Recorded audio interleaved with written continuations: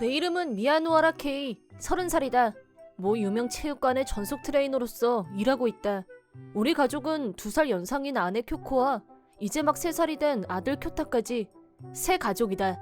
현재 나는 안정적이고 행복한 하루하루를 보내고 있다. 아빠! 왜 그러니 쿄타? 오늘 어린이집에서 그림을 그렸어요. 진짜? 무슨 그림을 그렸는데? 엄마랑 아빠요. 선생님이 제일 좋아하는 사람을 그려보라고 했대. 그랬구나. 고마워 쿄타야. 우와, 엄청 잘 그렸잖아. 열심히 그렸어요. 이건 우리 집 갑으로 장식해두자. 쿄타에게 처음으로 받는 선물이네. 어쩌면 재능이 있는 건 아닐까? 재능? 그게 뭔데요? 잘한다는 뜻이야. 저 더 많이 그리고 싶어요. 그래, 내일 문방구에 가서 그림 도구 사오자. 아싸! 케이도 참 진짜 아들 바보라니까. 교코도 그러면서 뭘. 당연하지. 눈에 넣어도 안 아플 만큼 예쁘지. 그치? 선수의 원정 경기가 있거나 대회 시즌에는 집을 비우는 날이 많기 때문에 집에 있을 때는 가족과 함께 시간을 보냈다. 장기 휴가를 받으면 가족 여행을 떠났고 평소엔 아내와 오늘은 무슨 일이 있었는지 대화를 나누곤 했다. 그냥 일상적인 대화였지만 나는 그 순간이 가장 행복했다. 두 사람의 웃음이 내 최고 보물이야. 그 웃음을 지키기 위해 앞으로도 트레이너 일을 완벽히 해내겠어. 나는 거실벽에 아들이 그려준 그림을 걸으며 마음속으로 새로운 다짐을 했다. 몇 개월 후, 걔 오랜만이야 다람쥐. 뭐야? 당신 누구야? 너도 참 형한테 누구야가 뭐야? 형? 혹시 레이 형? 정답입니다. 상금으로 1만 원을 드립니다. 장난도 좀 적당히 해. 야, 그렇게까지 정색할 필요는 없잖아. 5년 전에 부모님이 교통사고로 돌아가셨을 때 형이 부모님 유산 다 들고 튀었잖아. 아직도 그걸 담아두고 있는 거야? 슬슬 잊을 때도 됐잖아. 그걸 어떻게 잊어? 그땐 나도 어쩔 수 없었어. 뭐? 라인 대학 의학부에 들어가려면 돈이 필요했으니까. 라인을 보낸 건 나보다 3살 많은 친형인 레이였다. 의사가 되기 위해 1년을 재수한 끝에 겨우 의대에 합격할 수 있었다. 서로 열심히 수능 공부를 하던 중 부모님이 돌아가셨는데 그때 형이 2분의 유산을 가지고 튀어버린 것이다. 계속 연락해봤지만 형은 답장조차 해주지 않았다. 근데 왜 이제 와서? 의사 자격증을 땄거든. 드디어 의사가 된 거지. 그래서 너한테도 알려주려고. 아, 그래 잘됐네. 이제 레지던트 생활도 다 끝났어. 지금은 호흡기 내과에서 일하고 있고 내가 어느 병원에서 일하는지 궁금하지? 아니, 별로. 짜잔! 그 유명한 모니로버 병원에서 일해. 안 궁금하다니까? 즉, 너와 나이 차이는 땅과 하늘이란 얘기지. 넌 그저 그런 동네 체육관에서 일하잖아. 불쌍한 놈. 형이 날 어떻게 생각하든 상관없어. 난 엄청 행복하니까. 그래? 세계적으로 유명한 금메달리스트의 전속 트레이너로 일하고 있거든. 아, 생각보다 꽤 출세했구나. 아버지 어머니를 떠나보내고 1년 후에 결혼해서 지금은 3살 난 아들도 있어. 허? 레알? 난쟁이 똥자루였던 네가 아빠라고? 응. 즉 형이랑 놀아줄 시간 따윈 눈꼽만큼도 없단 얘기야. 그딴 말이나 할 거면 차단할게. 야! 잠깐만! 내가 염원하던 의사가 됐다는데 넌 아무렇지도 않아? 그닥 축하해주고 싶지도 않고. 참, 정 없는 건 여전하구나. 그거야말로 내가 하고 싶은 말이야. 네가 트레이너면 뭐해. 어차피 월급도 많이 못 벌 텐데 너도 부자가 될 수 있는 직업을 택했다면 좋았을 텐데. 충고는 고마운데 내 걱정은 하지 마. 돈 걱정 없이 잘 살고 있으니까. 그래, 조만간 미혼 파티에서 괜찮은 여자나 채울 생각이야. 돈만 있으면 뭐든지 할 수 있다고. 옛날부터 레이 형은 본인이 천재라고 믿어왔었다. 부모님은 우리 형제를 평등하게 사랑해주셨지만 어디서 귀를 잘못 들었는지 형의 인성은 쓰레기가 되고 말았다. 부모님의 장례식조차도 오지 않았던 나쁜 놈이니까. 현재는 친척들도 형을 멀리하는 상황이다. 아마 가져간 유산도 지가 다 써버렸겠지. 인제 와서 이딴 연락은 왜 하는 거야? 의사 된 게 나랑 무슨 상관이라고. 이런 젠장. 아마도 자랑하고 싶었던 거겠지. 나랑은 상관없지만 이제 2번 다신 받아주지 않겠어. 그래서 나는 형의 라인을 차단한 후 출근했다. 쿄코! 쿄코! 괜찮아. 그냥 좀 아픈 거니까. 괜찮긴 뭐가 괜찮아. 당장 병원부터 가보자. 미안해. 걱정하게 해서. 부부는 그런 말 하는 거 아니야. 고마워. 어느 날 쿄코와 거실에서 쉬고 있는데 갑자기 쿄코가 가슴 통증을 느끼며 쓰러졌다. 다행히도 대화가 가능한 상태였지만 지금까지 계속 건강하던 아내가 갑자기 쓰러지는 게 이상했다. 일단 쿄타를 장모님께 맡기고 차로 5분 거리에 있는 병원으로 향했다. 선생님, 감사합니다. 통증은 가라앉았나요? 네, 빠르게 대처해 주신 덕분이에요. 하지만 저희 병원에서는 치료가 어렵습니다. 가능한 빨리 전문의를 찾아가시는 게 좋겠어요. 혹시 큰 병인가요? 그럴 수도 있어요. 빨리 정밀 검사를 받아보세요. 그렇군요. 부인, 심장이 아니라 폐 쪽의 통증이었나요? 네, 바늘로 콕콕 찌르는 것 같이 아팠어요. 폐에 무슨 문제가 생긴 걸지도 몰라요. 호흡기 내과 전문의의 진료를 받으세요. 알겠습니다. 감사합니다, 선생님. 대기실에서 쿄코와 수납을 기다리는데 머릿속에 어떤 생각이 떠올랐다. 이 마을에서 이것보다 큰 병원은 모니로브 병원뿐인데 하필이면 형이 거기서 호흡기 내과 전문의로 일하고 있다고 한 것이다. 어쩌면 그놈에게 진찰을 받아야 할지도 몰랐다. 마음 같아서는 진료를 거부하고 싶었지만 사랑하는 아내를 위해 선생님이 써주신 소개장을 받기로 했다. 3일 후. 쿄코, 너 정말 괜찮겠어? 오늘이 호흡기 내과 진료받기 하루 전날이긴 하지만 데이트라니. 케이, 걱정하지 마. 이거 봐, 나 완전 쌩쌩해. 그렇긴 한데 그날은 진짜 많이 아파했었잖아. 의사 선생님이 주신 약 덕분에 통증도 많이 가라앉았어. 난 그래도 걱정되는데. 오늘 우리 결혼기념일이잖아. 이날은 꼭 부부 데이트하기로 약속했었잖아. 장인 장모님께서 쿄타를 봐주신다고 했지만 혹시나 쿄코한테 무슨 일이라도 생기면 찾아뵐 면목이. 그러는 당신도 요즘 일이 바빠서 가족이랑 보낼 시간이 없다고 슬퍼했잖아. 그렇긴 한데 조만간 또 지방에서 하는 훈련에도 따라가야 하잖아. 그땐 또 나랑 쿄타랑만 지내야 하는데 시간 될 때 놀아야지, 응? 쿄코가 좀 그렇다면요. 야호! 그 대신 몸 상태가 나빠지면 곧바로 말해. 모니로버 병원으로 직행할 거니까. 병원에 가기 전날, 그날은 우리의 결혼기념일이었다. 매년 고급 레스토랑을 예약해서 갔었지만 내일은 호흡기 내과 진료를 가야 했기 때문에 포기했었다. 하지만 이날만을 손꼽아 기다려온 쿄코의 기대를 그냥 저버릴 수도 없었다. 그렇게 고민한 결과 아까 그 조건을 걸고 가기로 했던 것이다. 아내는 정말 기뻐했다. 그런 아내의 모습에 내 마음도 놓였다. 3시간 후. 진짜 재밌었어. 영화관에 온 것도 오랜만이다. 쿄타가 태어나고부터는 계속 못 갔으니까. 애들은 금방 지루해하기도 하고 울기라도 하면 다른 분들께도 민폐라서 초등학생이 될 때까지 기다렸다가 다 같이 가는 게 제일 좋을 듯? 미안해, 케이. 어? 갑자기 뭐가 미안해? 오늘 내가 고집 부려서 나온 거잖아. 괜찮아. 난 쿄코가 즐거워하는 모습을 보는 게 제일 좋으니까. 항상 가족 생각부터 해줘서 고마워. 정말 진심이야. 나야말로 당신이 좋아해주니까 더할 나위가 없는걸? 나 오늘 기분이 너무 좋아. 어쩌면 폐의 통증도 그냥 내 기분 탓이었을지도 몰라. 진짜 그런 거였으면 좋겠다. 그래도 또 아프면 바로 말해줘? 알겠다니까. 자, 그럼 이제 빵집에 가서 쿄타한테 줄 선물도 사볼까? 그래, 쿄타가 꿀 롤케이크를 제일 좋아하잖아. 그 후 우리는 빵집에 가서 아들이 제일 좋아하는 빵과 케이크를 샀다.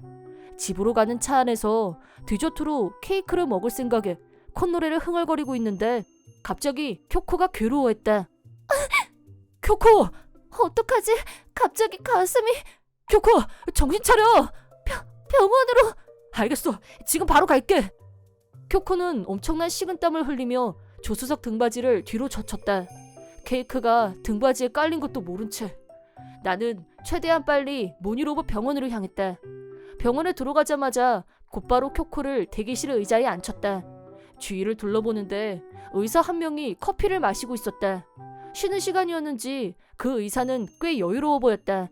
일단 나는 서둘러 말을 걸었다. 선생님, 저희 좀 도와주세요. 네? 형! 저번에 라인으로 연락을 하긴 했지만 만나는 건 5년 만이군. 날 왜 차단한 거야? 나 완전 충격받았어. 지금 그럴 말할 때가 아니야. 뭐? 근데 너 뭔 일 있냐? 엄청 초조해 보여. 지금 내 아내 상태가 좀 이상해. 흉부 쪽 폐가 많이 아픈가 봐. 진찰을 좀 받고 싶은데. 소개장에 있던 미야노하라 쿄코가 네 와이프였구나. 성이 똑같길래 혹시나 했지. 그 선생님께 얘긴 들은 거야? 일단 전화로 사정은 들었어. 부탁해. 지금 당장 우리 아내 좀 진찰해줘. 우린 서로 원수처럼 지내는 사이였지만 지금은 긴급 상황이었다. 나는 간절히 고개 숙여 부탁했다. 하지만 형의 대답은 차가웠다. 미안하지만 오늘 진료는 다 끝났어. 그리고 예약은 내일이잖아. 어쨌든 지금은 좀 곤란해. 내일 다시 와라. 잠깐만, 그게 무슨 소리야? 의사에게도 쉬는 시간이 필요하단 얘기지. 장난해 지금? 우린 지금 한시가 급한 상황이라고. 아무리 그래도 지금은 안 돼. 이 병원은 응급 외래 진료도 하고 있잖아. 그거야 이 지역에서 여기가 제일 큰 종합병원이니까 그렇지. 갑자기 찾아와서 곤란한 건 알겠는데 지금 진료해주지 않으면 쿄코의 상태가 더 나빠질지도 몰라. 굳이 그렇게까지 할 필요가 있냐? 그냥 좀 아픈 거잖아. 그 정도는 내일 와도 괜찮아. 형, 그러고도 네가 의사야? 참나, 그 병원도 참 멍청해. 콕콕 찌르는 통증 정도로 소개장을 써주다니 완전 개오바. 괜찮다니까. 어차피 일시적일 통증일 뿐 금방 괜찮아져. 남일이라고 쉽게 말하지 마. 지금 우리 아내가 아파하는 거 안 보여? 그렇지만 의사도 한 명의 인간일 뿐인걸. 쉬는 시간도 없이 계속 진료해. 수술까지 하란 소리야? 그건 난 오늘 밥 먹을 시간도 없었어. 계속 진료 보느라 바빴다고. 형이 바빴다는 건 충분히 알겠어. 그래도 부탁 좀 할게. 제발. 어떡하지? 형이 힘들다면 다른 선생님한테 부탁해볼게. 그건 좀 힘들겠는데? 이 병원의 호흡기내과 전문의는 나뿐이니까. 그럴 수가. 좀 그렇다면 치료비 외에 다른 돈을 준비하든지. 다른 돈? 그래. 이 병원에선 내가 너보다 한 수 위잖냐. 왜 내가 뇌물 같은 걸 줘야 되는데. 있잖아. 의사가 사명감만으로 병을 고친다고 믿는다면 큰 착각이야. 그렇게 급하면 무릎이라도 꿇든지. 난 의사 선생님이라고. 응? 바로 그때 머릿속 혈관이 끊어질 듯한 분노가 끌어올랐다. 의사로 일하면서 조금은 인간이 됐을 거라고 믿은 내가 바보였다. 어떡하지? 이 상태로는 쿄코가. 그때 안에서 원장님이 나오셨다. 교코! 교코의 남편분이시죠? 오래간만에 뵙네요. 당신은 무슨 일로 오셨습니까? 쿄코가 아파서 왔습니다. 아무래도 폐에 문제가 생긴 것 같아요.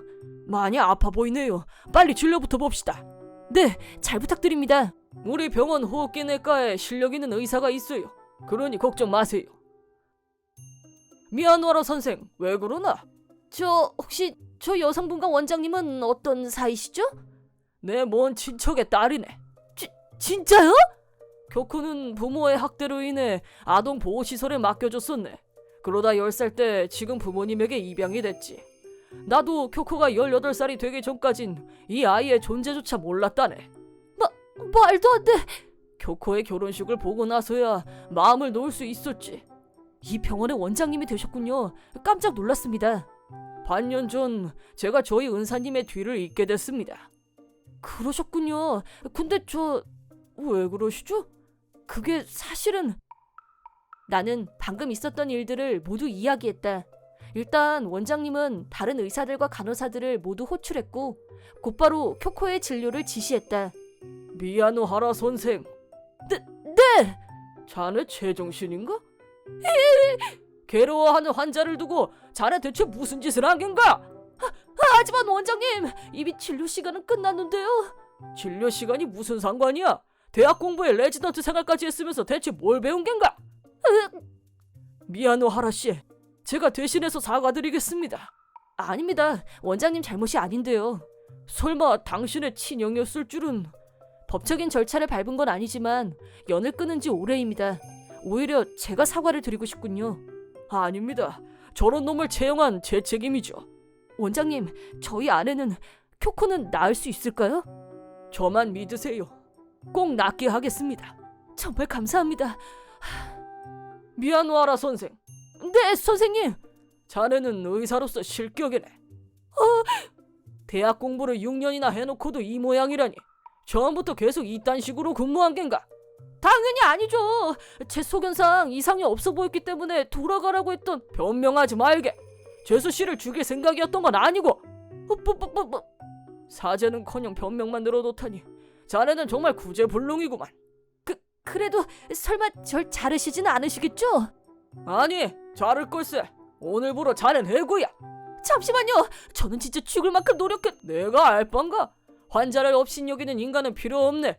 지금 당장 의사 가운을 벗고 나가주게. 젠장할 부자가 될 기회였는데.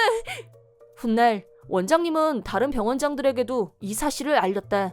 형은 결국 의료업계에 발도 못 붙이는 신세가 됐다. 또한 미혼 파티에서도 계속 매너 없이 행동한 결과 참가 금지 처분을 받게 됐다고. 결국에는 도박에도 손을 대서 빚쟁이들에게 쫓기는 생활을 하고 있다고 한다. 한편 교코는 폐에 이상이 발견되어 그대로 입원하게 됐고 수술도 받게 됐다. 그로부터 시간이 흐른 지금은 병도 다 완치되어 예전 생활을 되찾게 됐다. 2개월 후. 아빠 열심히 일하고 오세요. 운동선수들을 더 튼튼하게 만들고 올게. 밥도 잘 드셔야 돼요. 걱정 말렴 켜타. 이래봬도 아빠가 선수들의 식단 관리도 하고 있거든. 잘 모르겠지만 아빠 정말 대단해요. 케이, 켜타는 아직 3살이야. 그런 어려운 말은 모른다고. 그건 그래. 감기 안 걸리게 조심해. 고마워 켜코. 호텔 도착하면 연락해줘. 다녀올게. 앞으로 당분간은 가족들과 못 만나는 나날이 계속될 것이다. 멀리서도 목소리를 들을 수 있는 시대이긴 하지만 당분간은 못 만난다고 생각하면 마음이 쓸쓸해진다. 하지만 내겐 전속 트레이너로서의 사명감도 있다. 내 선수를 세계 1등으로 만들기 위해 항상 최선의 노력을 다할 것이다. 신칸센이 출발하며 약 3시간의 여정도 시작됐다. 좋아. 항상 그랬던 것처럼 파이팅이야. 내 이름은 미시마 나오야. 키도 작고 외모도 그저 그런 나는 여자들한테 별로 인기가 없다. 그 대신 그런 열등감까지 모두 일에 대한 열정으로 바꾸고 맡은 일에 최선을 다해왔다. 미시마, 자네한테 기획영업팀 과장직을 맡길까 하는데 어때? 해볼 생각 있나? 네? 제가 그럴 자격이 있을까요? 그동안의 노력을 인정받아 35살에 기획영업팀의 과장으로 승진을 하게 됐다. 우리 회사는 시스템 개발을 주력으로 하고 있는 곳으로 클라이언트가 갖고 있는 고민을 포착해서 맞춤형 오리지널 시스템을 구축하는 일을 하고 있다. 업무를 수주할 때는 단가가 수천만 엔 규모가 될 경우도 왕왕 있기 때문에 타사와의 프레젠테이션 대결은 피할 수 없는 승부이다. 유통되고 있는 모든 시스템에 능통해야 하고 클라이언트가 미처 알아채지 못하고 있는 잠재적인 문제들까지도 캐치해서 해결하는 능력도 필수 조건이다. 따라서 즉시 전력이 될 뛰어난 인재를 항상 필요로 하고 있지만 내가 과장이 되고 나서 얼마 후 좀 다른 각도에서 엄청난 사원이 한 명 입사했다. 신입사원 기사라기 카게루입니다. 앞으로 잘 부탁드립니다. 카게루 선배님? 중도 채용으로 입사한 신입사원을 보고 깜짝 놀랐다. 그는 고등학교 때 축구부 선배였고 부원 시절 내내 괴롭힘을 당했던 가해자 선배였다. 그를 본 순간 괴롭고 힘들었던 기억이 다시 되살아났다. 가게루! 샷! 야, 1학년들 뒷정리 잘하고 와. 네. 뭐야, 에이스한테 뭐 불만 있어? 니들처럼 별 볼 일 없는 것들은 내가 시키는 거나 잘하면 돼. 카게루 선배는 축구부 에이스였고 실력도 있고 여자애들의 관심 대상 1순위였지만 성격은 개차반이었다. 후배들을 자기 심부름꾼처럼 부려먹는 건 그나마 양반이었고 정신단련과 기강을 잡는다며 매일같이 폭력을 휘둘렀다. 그 중에서도 특히 축구 실력이 나빴던 나는 집중 공격 대상이 되었고 뜯긴 돈만 해도 1, 2만 엔 수준이 아니었다. 그런데 그런 선배를 회사에서 다시 보게 되다니, 그것도 내 부하 직원으로 말이다. 이쪽은 바로 전력에 투입할 수 있는 실력자 기사라기 신입이야. 전에 있던 데서는 프로젝트 리더를 맡았었다고 하는데 우선은 미시마 과장팀에 합류해서 회사 분위기도 익히고 실력 검증도 해볼 생각이니까 잘 좀 부탁해. 그럼 기사라기, 이쪽은 기획영업팀 미시마 나오야 과장. 우리 회사에서 촉망받는 인재고 자네 실력에 절대 뒤지지 않는 사람이니까 믿고 잘 따르도록 해. 잘 부탁드립니다, 미시마 과장님. 온통 불길한 이 느낌. 전무님이 사무실에서 나간 후 나와 단둘이 남게 되자 카게로 선배는 자기 본성을 여지없이 드러냈다. 너 오랜만이다. 내 심부름꾼 나오야. 역시 저 기억하고 계셨네요, 카게로 선배님. 내가 IT에 대해서 잘 모르는 편이긴 한데 너 같은 게 과장이 될 정도의 회사면 나야 출근 도장만 찍어도 출세하지 않겠냐? IT를 모르시다니. 바로 전력 투입이 가능한 중도 채용 입사라고 방금 말했잖아요. 입사할 때 경력을 좀 부풀렸지. 그래야 합격도 하고 고용 조건도 올라가고. 걱정 마. 내 실력이면 눈 깜짝할 사이에 휙 하고 에이스로 올라갈 테니까. 글쎄요, 우리 회사는 전문 지식과 경험이 받쳐줘야 하는... 야! 너 지금 내가 깜냥이 안 된다는 거야? 뭐야? 아니, 그런 뜻이라기보다는... 두고 봐. 내가 네 부하 직원으로 계속 있을 것 같아? 네가 내 미치면 몰라도 곧 옛날 생각나게 해줄게. 나는 상사, 너는 부하. 그럼 다시 내 심부름권 하게 될 거니까 안심하고 기다려. 뭐래? 뭘 안심하라고 혼자 신나서 저래? 새 멤버로 팀에 합류하게 된 카게루 선배는 최악의 근무 태도를 보였다. 맡기는 일은 자기 편한 것만 골라서 하고 겨우겨우 고객처에 영업을 보내면 허풍에 엉뚱한 소리만 늘어놓고 돌아오는 바람에 다시 고객에게 해명하고 사과를 하면서 뒤치다꺼리를 하게 만들었다. 참다 못한 다른 멤버들이 자기 업무 시간을 쪼개서 일을 가르쳐주려고 해도 우리 회사 엔지니어들이 특히 자신 있어 하는 시스템을 먼저 이해하고 나서 고객의 요구에 부합되는지 안 되는지를 판단한 후에 어떻게 하면 부합되게 개선할지를 고민해야. 설명은 그만 됐고 자료 있으면 넘겨줘요. 하루 정도 훑어보면 이해할 수 있으니까. 내가 머리가 그쪽들하고 차원이 달라서 동료가 생각해서 찾아준 자료도 결국 넘겨보지도 않고 책상 위에 올려놓은 그 상태 그대로 일주일 넘게 방치한 건 놀랍지도 않았다. 성과도 엉망이고 노력도 하지 않으면서 본인은 전혀 반성할 기미가 없었다. 더 꼴불견인 것은 여사원들에 대한 똥매너였다. 여직원들한테 수시로 껄떡거리고 찝적대고 막말하고. 내가 말이야 미시마 과장보다 능력이 훨씬 위거든? 그래서 물어보는 건데 여사원들 사이에서는 우리 둘에 대한 평판이 어떤지 궁금하네. 글쎄, 카게로 씨는 입사한 지 얼마 안 됐잖아. 근데 어떻게 자기 입으로 과장님보다 일을 더 잘한다고 자신만만하게 말해? 사실은 미시마 그 자식 내 고등학교 후배야. 그것도 같은 축구부. 나는 축구부 에이스였고 그 자식은 벤치에도 못 앉아본 애야. 그렇게 둔한 놈이 일을 제대로 할 것 같아? 그런 사이였구나. 이미 사회생활을 시작한 여자가 그 정도 말에 현혹될 리가 없고, 하지만 카게루 선배 머릿속에 있는 여자란 자기만 보면 아이돌 대하듯이 깍 소리 지르던 여고생들 정도에서 성장이 멈춘 듯했다. 여사원들은 카게루 선배를 거들떠보지도 않았다. 직장 여성들은 이미 자기 성장을 거듭한 사람들이니까. 회사 생활을 그 모양으로 하다 보니 입사 한 달도 되지 않아서 거의 모든 동료들이 카게루 선배를 기피 대상으로 삼고 있었다. 그런 사실을 모르고 있는 건 오직 본인뿐이었지만 말이다. 변화가 찾아온 것은 반년 정도 지났을 무렵 내가 이 회사에 입사한 후 몇 년간 영업 담당을 해왔던 거래 회사에서 메인 시스템을 변경한다는 얘기가 나왔고, 어느 회사에 위탁할지를 놓고 대규모 공모전을 개최한다는 공고가 내려왔다. 그동안 미시마 과장이 쭉 영업해왔던 곳이라서 우리도 이번에 공모에 참가할 수 있게 된 거라며? 너무 잘됐다 미시마. 나 때문인가 노조미 씨가 그동안 여러모로 애써준 덕분에 기회가 온 거죠. 이쪽은 우리 팀에서 함께 일하고 있는 니시나 노조미 씨. 내가 과장이 되기 전부터 산전수전을 함께 겪으며 여기까지 온 동지이자 신뢰할 수 있는 실력자였고, 출중한 외모로 사내에 있는 남자 사원들의 관심을 한몸에 받고 있는 여신적인 존재였다. 사실 차기 과장 후보는 내가 아니라 노조미 씨가 더 유력했는데, 노조미 씨가 나를 추천해준 덕분에 내가 과장 자리에 올라서 팀을 책임지게 되었다. 노조미 씨는 미시마라면 분명히 좋은 리더가 될 거라고 생각했어 라고 말해주었다. 나는 그런 든든한 지원군인 노조미 씨와 함께 공모전 참가를 위해 고치고 또 고치면서 기획안을 작성했다. 그렇게 열심히 만든 기획안을 들고 공모전 대비를 위한 사전 사내 회의에 참석했다. 회의에는 기획 영업팀 멤버 전원과 이번 공모에 기대를 걸고 있는 중역분들이 참석했다. 과거에 거래처에서 제시했던 내용들을 토대로 시스템 설계를 준비해봤습니다. 여기에 현재 거래처에 지향하고 있는 니즈를 부합시켜서 내가 발표를 거의 마쳤을 무렵 카케루 선배가 알 수 없는 웃음을 지으며 말꼬리를 자르고 끼어들었다. 그런데 그렇게 뻔한 내용의 기획안이 그쪽에 먹힐까요? 아직 발표가 끝나지 않았습니다. 저라면 미시마 과장보다 훨씬 더 크리티컬한 제안을 생각해내서 반드시 공모전 우승을 우리 회사에 가져올 자신이 있습니다만. 오, 정말 그럴 자신이 있나? 이게 아닌데.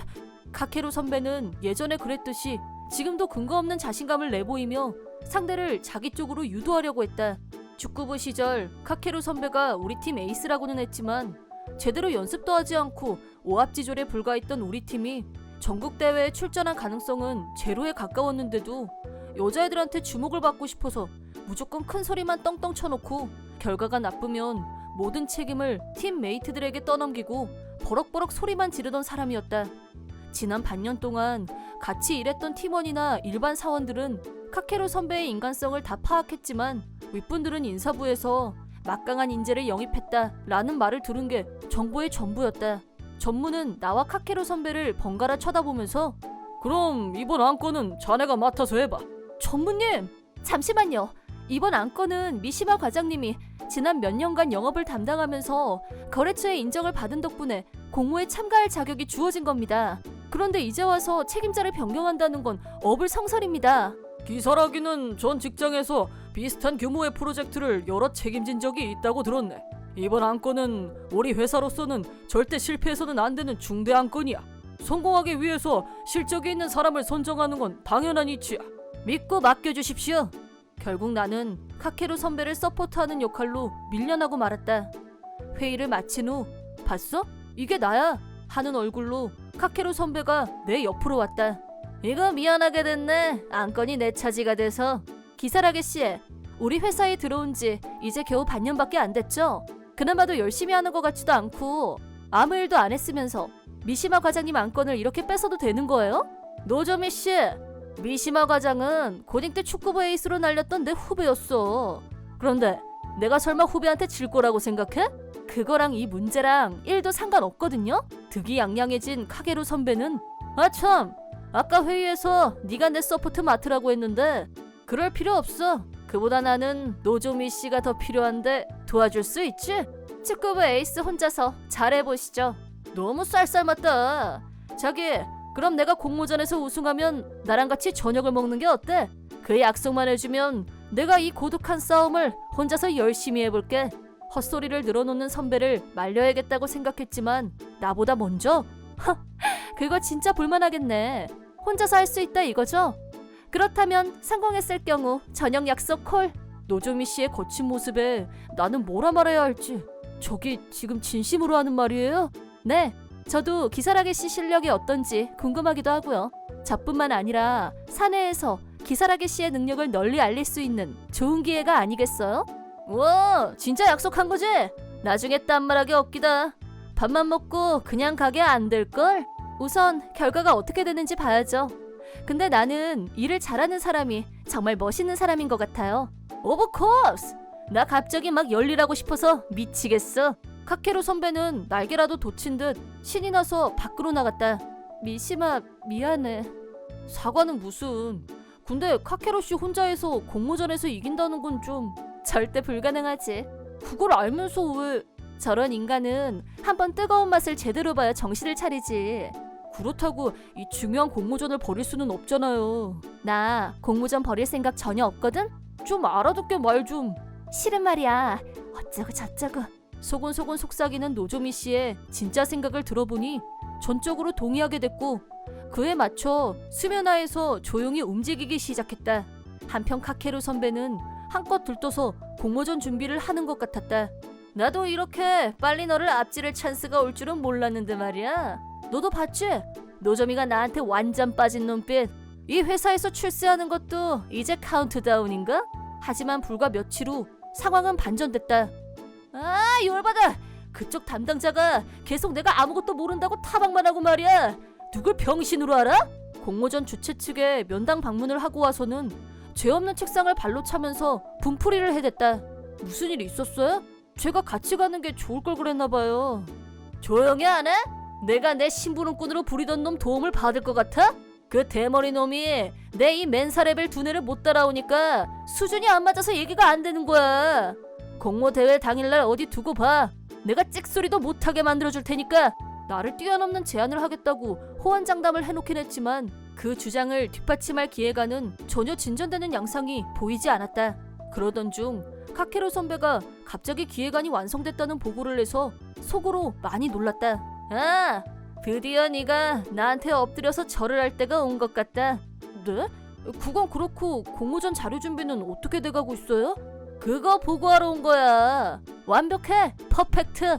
너 따위 과장한테 도움 한 번 안 받고도 내가 만든 기획안 따윈 거들떠보고 싶지도 않을 만큼 완벽하게 일을 해내는 사람이니까 나는 네, 역시 에이스다우시네요 선배님. 그럼 그 기획안 좀 어디 볼까요? 이래 주시죠. 그건 이미 윗선에 승인 받았어. 그러니까 너한테 보여줄 필요도 없다 이 말이야. 네? 직속 상사인 저한테 확인도 안 받고 바로 중역분들한테 보고를 하셨단 말씀이세요? 그러자 카게로 선배는 중역들의 인감이 찍힌 승인 서류를 내 앞에 내밀었다. 너한테는 안 된 얘기지만 저 윗분들이 너보다 내 실력을 더 높이 샀다는 것만 알아둬. 어쩐지 불안한 느낌이 들었지만 중역들이 승인을 했다면 내가 더 말할 필요는 없다고 판단하고 그냥 묵인했다. 하지만 공모전 당일 사건이 터지고 말았다. 저는 이번 공모전의 기획안을 담당한 기사락이라고 합니다. 잘 부탁드립니다. 카게로 선배는 자신의 기획안을 주최 측 앞에서 프레젠테이션했다. 하지만 그 기획안을 들으면서 나는 당황하지 않을 수 없었다. 카게로 선배의 프레젠테이션 내용은 과거에 내가 작성했던 기획 내용과 한 글자도 틀리지 않았기 때문이다. 어떻게 들으셨습니까? 만족스러울 거란 예상이 들긴 합니다만 아니, 솔직히 이보다 더 좋은 기획안은 없을 거라고 생각됩니다. 그렇게 끙끙거리면서 한 글자도 못 쓰고 있던 기획안을 어느새 다 작성을 했을까 이상하다 했더니 내 거 갖다가 베낀 거였어. 카케루 선배의 뻔뻔한 복붙행위에 나는 분노가 일었다. 그때 발표를 다 들은 주최 측 사원이 입을 열었다. 방금 발표한 기획안은 이미 예전에 기사에서 제시했던 내용하고 토시 하나 다르지 않네요. 그때 당시 제가 지적했던 내용이 있을 텐데 그걸 어떻게 보완할 건지 그에 대한 설명을 부탁드립니다. 네? 멘붕이 온 듯한 카케루 선배. 그도 그럴 만한 것이 방금 전 카케루 선배가 발표한 내용은 이미 내가 이전에 거래처에 한 차례 보고한 적이 있는 내용이었고 그때 몇 가지 보완을 요구받은 적이 있는 아직 미완성 상태의 기획안이었던 것이다. 본래 내 계획은 그때 들었던 지적사항을 보완해서 프레젠테이션 준비를 할 생각이었는데 그런 내막을 알 리가 없던 카케루 선배는 거래처에 제대로 히어링도 안 해본 상태에서 내 자료를 훔쳐서 과거에 했던 보고를 다시 재현한 상황에 지나지 않았던 것이다. 이 기획안을 과연 회사 중역들이 진짜 승인을 했을까? 그것도 의심스러웠다. 그때 나한테 보여줬던 승인서는 카케루 선배가 위조한 게 분명하다는 합리적 의심이 들기 시작했다. 우선 실용성 측면에 대해서 방금 발표한 시스템 내용을 보면 우리 회사 사원들한테는 너무 어려워서 제대로 사용을 못할 가능성이 있습니다. 그건 사원분들이 좀 더 노력을 해서 이해를 하도록. 그런 답변은 곤란합니다. 시스템을 변경한다고 해도 일정 기간 동안은 현행 시스템과 병행해서 사용하게 될 거고요. 새로운 시스템을 습득하는데 너무 많은 시간과 노력을 기울여야 한다면 업무에 지장을 초래할 우려가 있습니다. 그렇다면 앞으로 좀 더 간단하게 조정을 해서 우리가 원했던 프레젠테이션은 그 부분을 보완한 요약본을 보고 싶었던 거였는데요. 제가 미처 요구 사항을 파악을 못해서 예전 담당자였던 미시마 씨는 한 달에 한 번 우리 회사를 방문해서 정기적으로 히어링을 해줘서 도움을 많이 받았었는데 그에 비해서 당신은 공모전 직전에 달랑 한 번 인사 온 게 전부고 제대로 히어링도 안 했던 것 같은데 그나마도 와서 몇 마디 하고 갈 때 보면 잔뜩 화난 얼굴로 가고 미안합니다만 이 기획안으로는 귀사의 시스템 변경을 의뢰하긴 힘들 것 같습니다. 말도 안 돼! 주최 측의 답변을 들은 카케르 선배의 얼굴이 창백해졌다. 프레젠테이션 시간도 이젠 10분밖에 남지 않았다. 나는 정세를 만회하기 위해 자리에서 일어났다. 제 부하인 기시라기가 설명이 부족했던 점 양해 부탁드립니다. 신뢰가 되지 않는다면 남은 시간 동안 제가 새로운 제안을 몇 가지 말씀드려도 될까요? 남은 시간이 10분 정도밖에 없는데 할 수 있겠어요? 네, 그럼 간략하게 말씀드리겠습니다. 잘 부탁드립니다. 미시마 씨하고는 인연이 꽤 되죠. 어디 한번 들어볼까요? 시작하세요.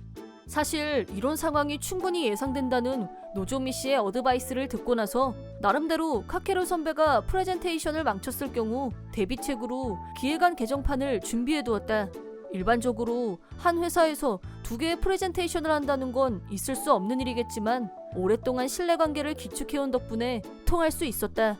우선 방금 전 기사라기가 말했던 시스템 운영의 어려움에 대해서 보다 쉽게 내용 파악을 할 수 있게 조정안을 준비했습니다. 구체적으로는 도표 소프트 시스템의 단수나 초보 사용자도 몇 분이면 사용이 가능한 간이화된 시스템으로 만들었습니다. 납기는 언제까지 가능할까요? 납기는 귀사분들이 번반기에 접어드는 상반기에 시스템을 교체하는 것을 피하는 게 좋을 거라고 판단해서 비교적 여유가 있는 하반기에 시스템 교체를 하는 게 좋을 것 같다는 제안을 드리는 바입니다. 구체적인 시기에 대해서는 방금 나누어 드린 자료를 확인해 주시기 바랍니다. 이 시스템을 도입하시게 되면 신규 시스템을 병행하는 기간 중에도 데이터가 하루 단위로 자동 이동이 가능하기 때문에 이중 입력을 할 필요가 전혀 없습니다. 그런데 가격이 좀 비싼 느낌이 드는데요. 그 부분은 정말 죄송합니다. 시스템의 간이화를 위해서 저희가 보완해야 할 부분이 상당히 많은 편입니다.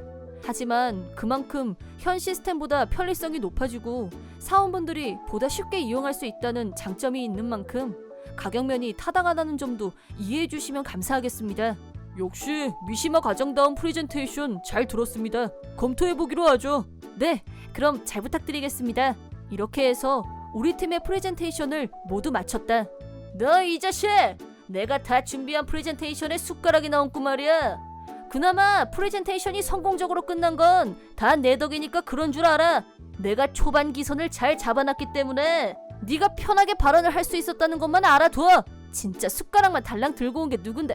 그것도 남의 숟가락 몰래 훔쳐다가 올려놓지도 못하고 미끄러진 주제에 그걸 어떻게... 내가 그동안 무늬만 미시마 과장 서포트였는 줄 알아요? 발표하는 순간 자리 훔친 거 알았어. 사내회의에서 내 프레젠테이션을 다 들은 중역분들이 토시 하나 틀리지 않은 기획서에 승인을 했을 리가 없어요.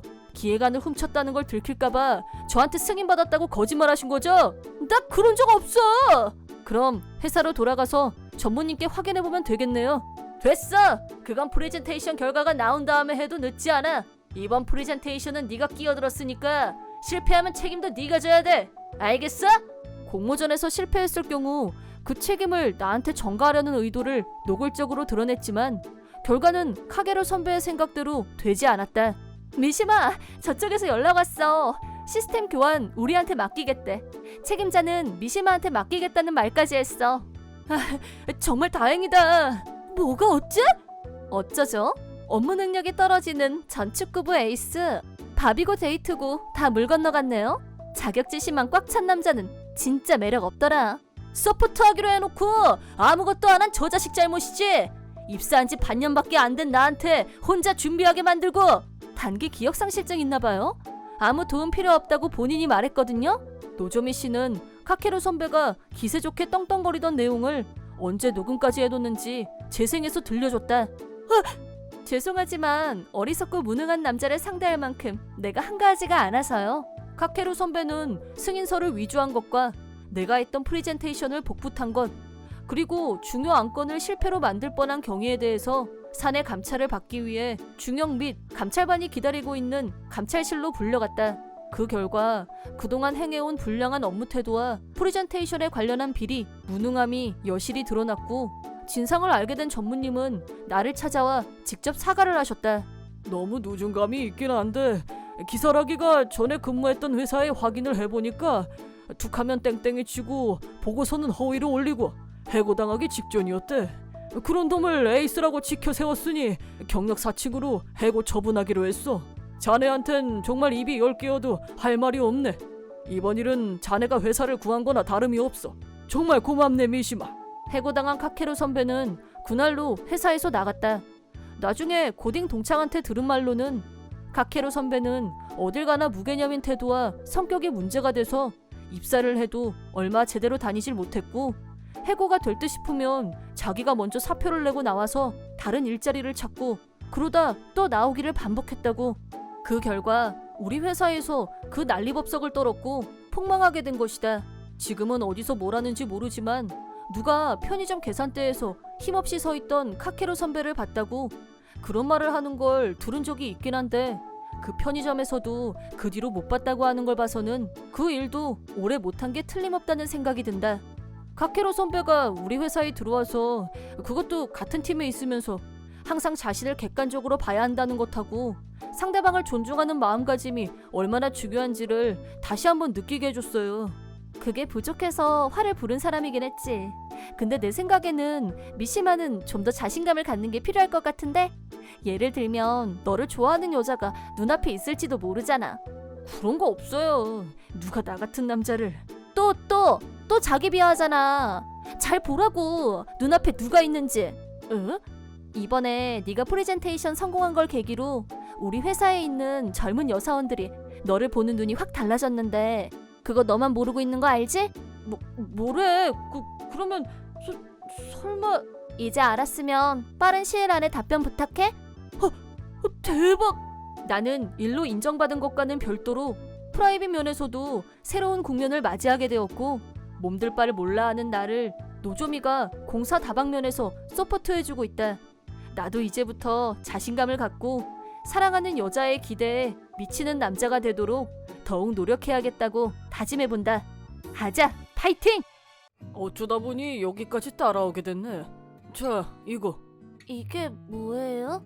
차비. 돈이 없으면 기차에 탈 수 없어. 열차 올 시간 됐다. 어서 가봐. 고마워요. 내가 이 다음에 꼭 이 은혜 갚을게. 말만 들어도 좋네. 그럼 나 기대하고 있을게. 농담이야. 박사님, 오늘도 진짜 기분이 상쾌해지는 날씨네요. 그렇다니까. 이 부품이 요즘 가격이 많이 올랐어. 갑자기 이렇게 많이 오르면 곤란하지. 안녕하세요. 네가 박사님이 말하던 루키구나. 네, 제가 루키예요. 이분은 부품 조달 담당 겸 매니저 일을 담당하시는 키코치 씨야. 처음 뵙겠습니다. 박사님한테 매니저가 있는 줄 몰랐어요. 너 몰랐구나? 이분 굉장히 유능하신 데다가 내 사촌 동생의 생명의 은인이기도 해. 네? 그건 무슨 얘기예요? 자세히 얘기해 주시면 안 돼요? 사촌 여동생인 미사토에게 문제가 생겼다는 걸 알게 된 것은 내가 초등학교 3학년이 됐을 무렵이었다. 그때 사촌 여동생 미사토는 초등학교 2학년, 나보다 1살 아래였다. 그날은 미사토가 자기 엄마랑 우리 집에 놀러 온 날이었다. 미사토 부모님은 미사토가 태어나자마자 이혼을 했다. 미사토 엄마는 싱글 마더가 되었고 회사에 다니면서 혼자서 미사토를 키웠다. 하자, 내가 이겼지? 뭐야, 나 또 졌어. 언니 너무 잘한다. 내가 좀 하지. 너한테는 몇 번을 해도 내가 다 이길 것 같다? 나도 게임기 갖고 싶다. 나도 연습해서 언니한테 이기고 싶은데. 너 아직 게임기 없어? 응, 우리 엄마는 그런 거 안 사줘. 그랬구나. 그럼 내 거 빌려줄게. 정말? 고마워. 근데 너 지난번에 우리 집에 왔을 때랑 똑같은 옷 입고 있네? 미사토! 엄마, 집에 가자. 언니가 게임기 빌려준대. 그래도 돼? 안 돼! 그걸 네가 왜 빌려?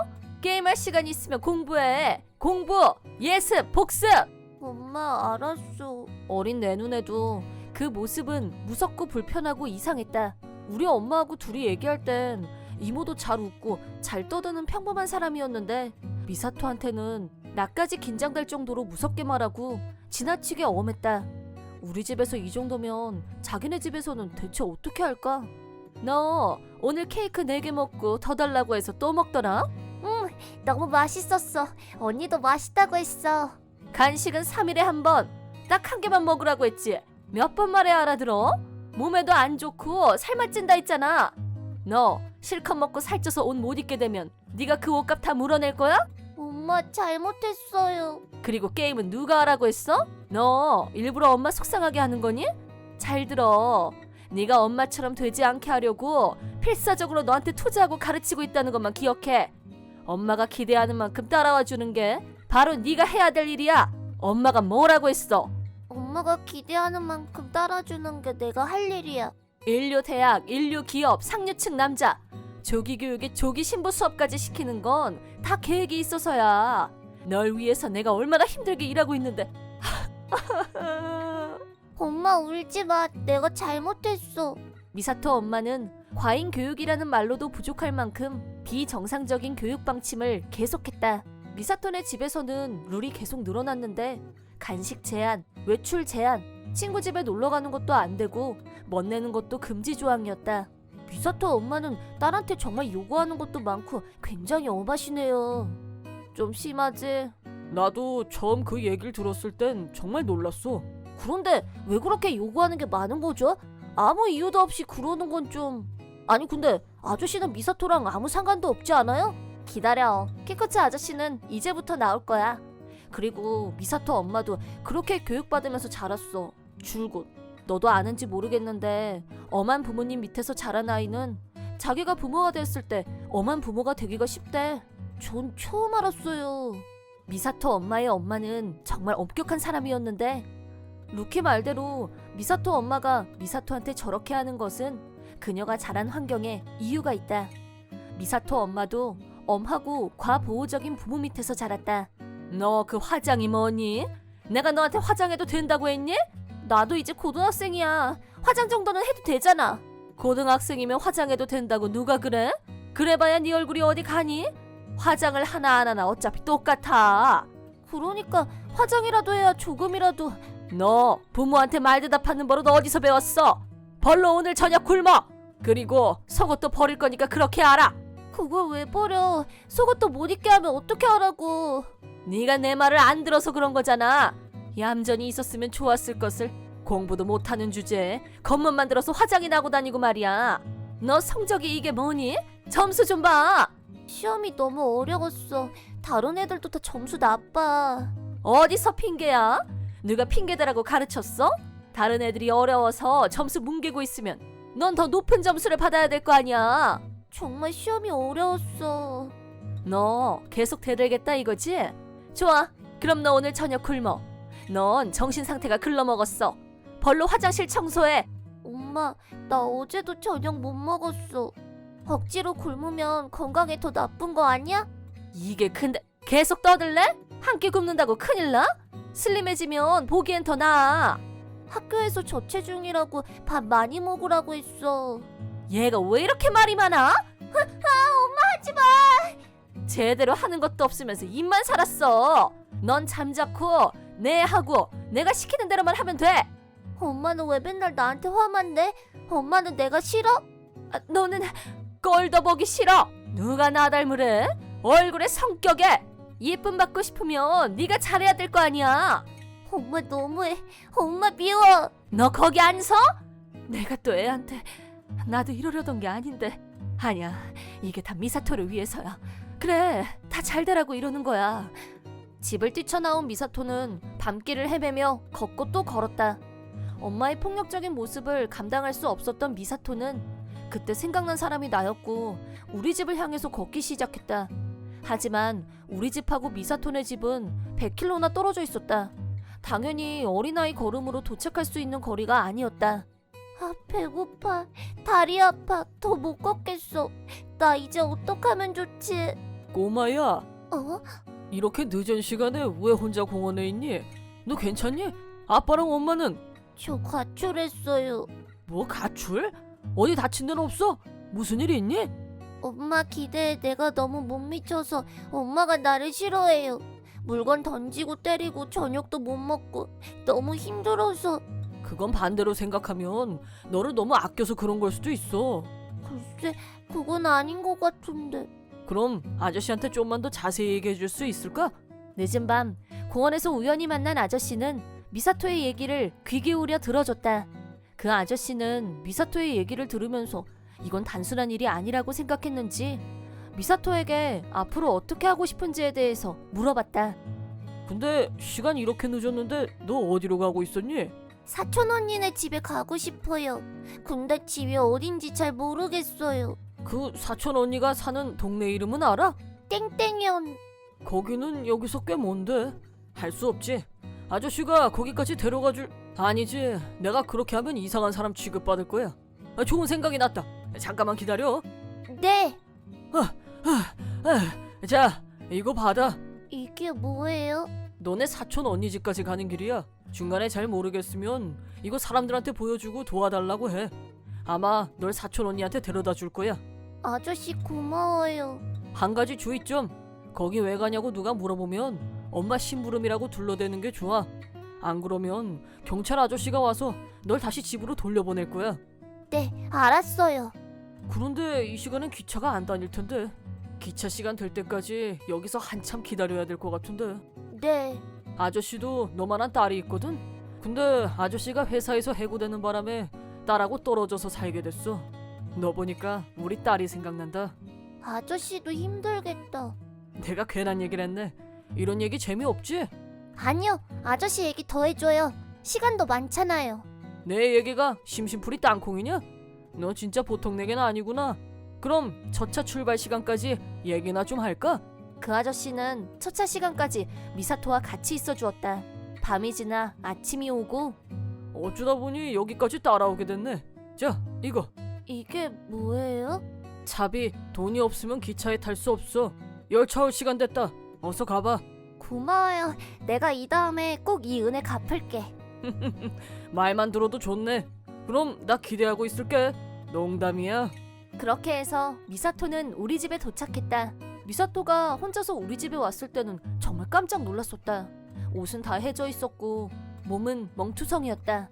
엄마와 나는 미사토로부터 무슨 일이 있었는지 전해 들었다. 우와, 아저씨 진짜 좋은 분이네요. 고마워. 하지만 미사토가 가출한 상태인 건 변함이 없는 거잖아요. 박사님은 어떻게 하기로 하셨어요? 그거야 뻔하지. 한 가지밖에 더 있어? 우리 엄마야. 모전여전. 그 얘기는 우리 엄마는 위대한 복수를 하기로 결단을 내렸어. 캬, 진짜 내 스타일이야. 그리고 하나 더 덧붙여서 은혜 갚는 일도 잊지 않았지. 다녀왔습니다. 너 어디 갔다 왔어? 너 얼마나 혼나야 정신을 차릴래? 가출이라니. 나도 한 번도 못 해본 일이야. 어디서 배운 버르장머리야? 쥐방울 만한 게 벌써 가출이나 하고 정신이 있어 없어? 잘못했어요. 엄마가 너무 무서워서 도망친 거야. 또 핑계. 맨날 남 탓만 할 거야? 어디서 뭐 하다가 지금 들어왔어? 옷은 어디서 갈아입었어? 가출한 애 꼴이 왜 이렇게 멀쩡해? 밖에 뛰쳐나가서 때 빼고 강내고 들어올 거면 아예 개목걸이에서 개집에 가둬놓고 키워줄까? 어? 엄마, 난 사람이야. 부모 말도 안 듣는 딸이면 개만도 못한 거지. 앞으로 저녁밥은 먹을 생각도 마. 잘못한 게 눈에 띄는 날에 무섭게 때릴 거니까 각오해. 딸한테 말을 참 살벌하게 하네. 헉! 방금 네가 한 말 한마디도 안 빼고 다 들었어. 미사토가 한 말이 100% 사실이었네. 설마 했는데 말한 대로라니 무슨 소리야? 미사토가 가출하고 한밤중에 애 혼자 떠돌다가 길에서 어떤 아저씨한테 차비를 받아서 어렵게 우리 집에 왔어. 뭐? 언니네 집에? 애가 그 먼 데까지 혼자서? 너, 네가 네 딸한테 무슨 짓을 한 건지 알고 있니? 네가 한 짓은 길에서 처음 보는 아저씨도 선뜻 돈을 내줄 만큼 엄청난 일이란 뜻이야. 너 언제부터 이렇게 됐니? 내 자식 내 방식대로 키우겠다는데 언니가 웬 참견이야? 남의 자식 일에 끼어들어서 오지랖 떨지 마. 너 그 말투 참 어쩜 엄마랑 그렇게 똑같냐? 언니가 하고 싶은 말이 뭐야? 지금 네가 하고 있는 짓이 엄마랑 했던 거랑 똑같다는 생각 안 드니? 아직도 모르겠어? 언니는 언니라서 엄마가 나처럼 엄하게 한 적 없잖아. 예쁨만 받고 자란 주제에 뭘 알아? 뭘 안다고 참견이야? 그래, 엄마가 나한테는 너처럼 엄하게 하진 않았었어. 그렇지만 네가 그렇게 당했으면서 왜 네 딸한테 똑같이 하냐 이거야 내 말은. 네가 원하는 걸 딸한테 강요해서 뭘 얻으려는 건데 그건 그냥 네 자기 만족이야. 시끄러워, 그만해. 내 말 잘 들어. 너 계속 이렇게 하면 미사토도 이 다음에 너랑 똑같이 될 거야. 그만해. 네가 널 바꿀 생각이 없다면 난 널 아동학대로 경찰에 신고할 거야. 뭐? 내가 전부 다 한 이상 이대로 그냥 둘 수는 없어. 방관할 수 없는 문제야. 그래서? 경찰에 나 신고하면 미사토는 내가 데려갈 거야. 지금 장난해? 네가 미사토한테 한 짓은 명백한 폭력이야. 조금이라도 네 잘못을 인정하고 고치고 싶은 마음이 있다면 정신 전문의를 찾아가서 상담 치료를 받는 게 좋아. 듣기 싫어. 그렇게 미사토를 데려가고 싶으면 데려가. 난 필요 없어. 나랑 똑 닮은 저런 딸은 놔둬. 엄마. 싫어. 나도 저런 딸 싫어. 두 번 다시 저 얼굴 보고 싶지 않아. 너도 이제 그만 고통 속에서 나와. 너도 힘들잖아. 네가 원하는 건 이런 게 아니잖아. 이제 그만 널 미워해. 제발 그만 미워해. 어쩌면 앞으로가 지금까지보다 더 힘들지도 몰라. 하지만 네가 노력하면 분명히 달라질 수 있을 거야. 그 후 우리 엄마는 미사토를 데려와서 한동안 돌봐주었다. 나와 미사토는 친자매처럼 한 집에서 자라게 됐다. 그리고 우리는 은혜를 갚기 위해 그때 그 아저씨를 열심히 찾아다녔다. 하지만 아저씨를 찾는 일은 막막하기만 했다. 15년 후, 키코치 씨 맞으세요? 네, 그런데 누구시죠? 혹시 15년 전 일 기억하세요? 15년 전이라... 저 누군지 기억하세요? 15년 전에 아저씨가 도와줬던 초등학생 여자아이 기억나세요? 차비를 내줬던 그 여자아이가 바로 얘예요. 아, 그때 그 꼬마... 아유, 언제 이렇게 컸니? 아저씨도요. 머리가 좀 벗겨지셨네요. 이 녀석 분위기 다 깨네. 지금 감동이 막 밀려오던 중이었는데. 어머 죄송해요. 아저씨는 그동안 잘 지내셨어요? 일은 내가 머리숱만 부족한 게 아니라 생활도 여의치가 않네. 많이 힘드셨겠어요. 오늘 저희가 온 건요, 은혜를 갚기 위해서예요. 우선 아저씨 찾는 거 정말 힘들었다는 거 아셔야 돼요. 하긴 집도 없이 홈리스로 사는 사람 찾기가 쉽질 않겠지. 근데 그쪽은 누군가? 아, 제가 아직 제 소개를 안 했네요. 저는 미사토 사촌 언니예요. 아, 그럼 그때 그 꼬마가 찾아가려던 사람이었구나. 네, 맞아요. 키코치 아저씨, 이제 저희가 은혜를 갚을 시간이에요. 아니야, 이렇게 만난 게 어디야? 제 얘기 좀 들어보세요. 실은 제가 연구소에서 연구하는 박사거든요. 근데 제 스케줄 관리해줄 매니저가 필요해요. 그럼 그 얘긴... 알아보니까 예전에 회계사 일을 하셨던데 맞죠? 그런 분이라면 저한테 큰 도움이 될 것 같은데 제 매니저 일을 맡아주실 수 있겠어요? 너무 갑작스러워서 내가 어떻게... 절대 거절하시면 안 돼요. 월급도 제대로 드릴 거고 사실 집도 다 마련해놨어요. 아니... 그럼 같이 가보실까요? 어서요, 같이 가요. 아니 이건 좀... 아저씨도 미사토한테 돈이 필요한지 묻지도 따지지도 않고 그냥 주셨잖아요. 저희한테도 묻지도 따지지도 않고 그냥 받으셔야 된다, 이겁니다. 이게 지금 말이 되는 거야? 말이 안 될 것도 없죠. 다 좋은 게 좋은 건데. 잘 어울리시는데요? 그래? 내가 여기서 일을 한다고? 네, 강아지도 있고 커피도 마음대로 마셔도 되고 로봇도 많이 있고. 강아지? 혼자서 이렇게 큰 집이 왜 필요해? 저희 마음이에요. 이 정도는 하게 해주세요. 하지만... 그때 아저씨를 만나지 못했다면 저는 이렇게 건강한 모습으로 어른이 되지 못했을지도 몰라요. 그러고 나서 이모네 집에서 언니하고 살게 됐고 덕분에 지금까지 행복하게 잘 자랐어요. 하지만 그건 모두 아저씨가 그때 저를 도와주셨기 때문에 가능했던 거예요. 그랬을 순 있지만 그래도... 이번엔 제가 아저씨가 아저씨 딸을 만날 수 있게 도와드리고 싶어요. 따님이 키코치 씨를 많이 보고 싶어해요. 따님은 지금 결혼해서 아들이 하나 있고요. 남편분하고 셋이서 행복하게 살고 있어요. 결혼해서 아이까지? 네, 지금이라도 늦지 않았어요. 열심히 일하고 건강하게 잘 사는 모습 보여주고 싶지 않으세요? 정말 고마워. 이 은혜... 아니요, 감사는 제가 드려야죠. 그럼 앞으로 잘 부탁드려요, 매니저님. 네, 잘 부탁해요, 박사님. 키코치 아저씨는 따님과 감동의 재회를 했다. 따님도 다시 만나게 된 것을 감격스러워했다. 많은 시간이 지났지만 두 사람은 다시 아빠와 딸로 돌아왔다. 역시 결말은 해피엔딩이 최고예요. 근데 아저씨 그동안 쭉 연구소에 계셨어요? 그럼 있었지. 근데 내가 내 사무실 밖을 거의 안 나와서... 네, 그동안 전 전혀 몰랐어요. 그것도 있고 내가 일부러 루키 너를 안 만나게 한 것도 있고. 아니, 뭘 그렇게까지 해요? 이 얘기를 더 재밌게 해주려는 나의 장기적 계획이었다고나 할까? 뭐요? 갖다 붙이고 갖다 붙여요. 그럼 오늘 얘긴 여기까지. 다음 동영상에서 다시 만나요. 안녕. 내 이름은 유즈. 28살이고 증권회사에서 기업계 FP로서 열심히 일하고 있다. 처음 입사했을 때는 3급이었지만 실무 경험을 쌓고 25살 때 2급을 취득했다. 그리고 한 달 전 드디어 대망의 1급에 합격했다. 앞으로 더 열심히 일해서 커리어를 잘 쌓아가고 싶다. 그렇게 의욕이 충만하던 시기에 친구들과 술자리를 갖게 됐다. 마리코가 웬일로 술 먹잔 소리를 다 하고 무슨 일 있어? 아무튼 우리 셋이서 이렇게 모이는 거 대체 얼마만이니? 대학교 졸업하고 나서 1년에 한 번 보면 많이 보는 거였지 아마? 서로 회사 일에 쫓기다 보니까 그렇지 뭐. 학교 다닐 때가 좋았지.